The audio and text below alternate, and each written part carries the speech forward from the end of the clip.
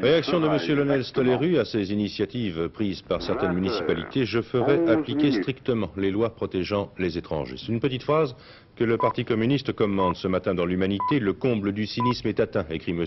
Jean Colpin. Votre réponse, M. Colpin vise là M. Stoléru, celle du patronat, ce sont les CRS et quand il le faut, les chiens policiers.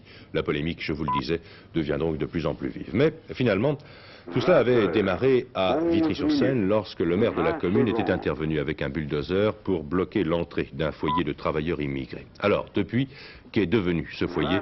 Jean-Michel Mercurol s'est rendu aujourd'hui sur place. 30 secondes.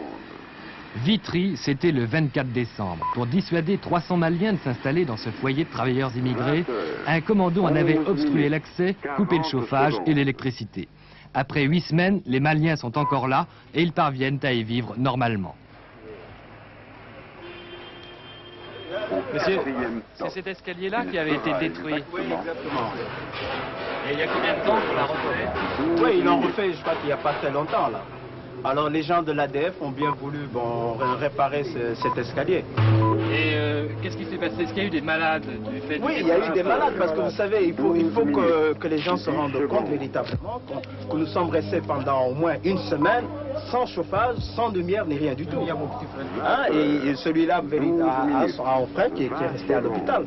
À l'heure actuelle, vous savez, nous vivons tranquillement.